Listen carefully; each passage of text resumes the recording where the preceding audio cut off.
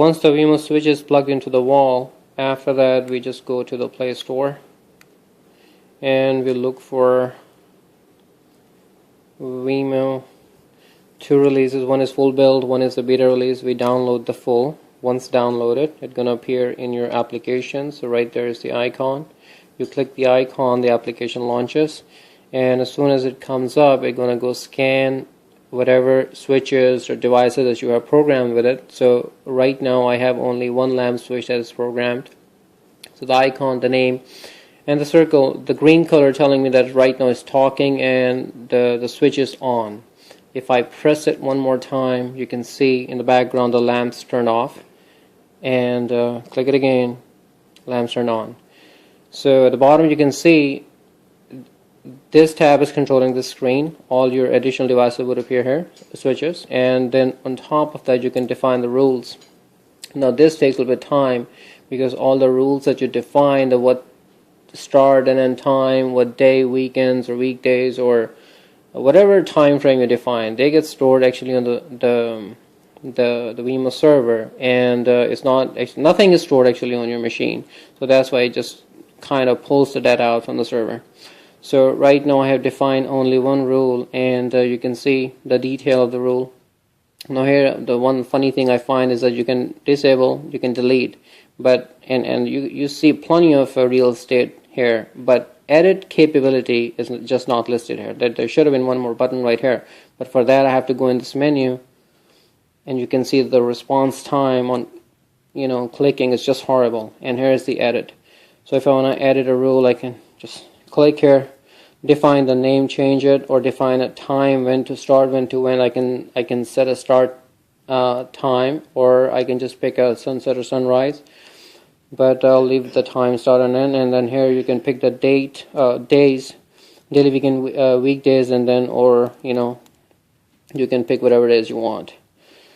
Since we're on this screen, I want to talk one more thing, that if I for some reason have to go back to home screen, and if I want to go back to where I was and I tap it here, you can see that it took me back to the main screen. That's very annoying because it should have taken me to the screen where I left.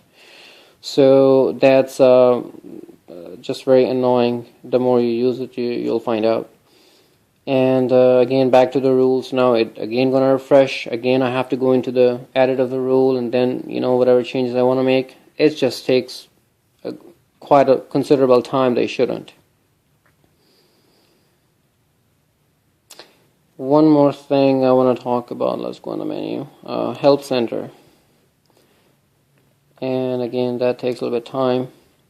So you can see how the applications, the font and the menu is kind of bleeding out. It's really not laying itself out based on the pixel and the size of the screen. If I rotate the phone, it does not rotate with the phone rotation. So that's the user interface, and the overall experience is just not there.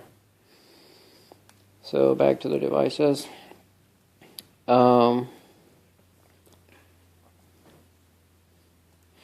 To make it completely remote, what that really means is that if you put your phone on the 4G and you're out somewhere, and even then you can control it, but that's not really true because it never really worked for me. So what I'm going to do right now is turn the Wi-Fi off, and let's look at if 4G is enabled. So okay, so right now I can see right here 4G came up.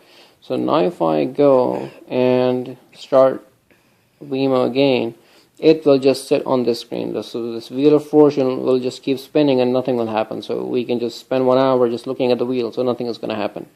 So now I just have to go back and turn the Wi-Fi on. And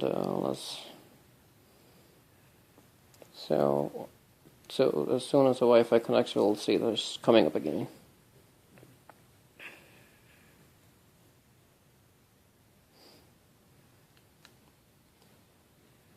Okay.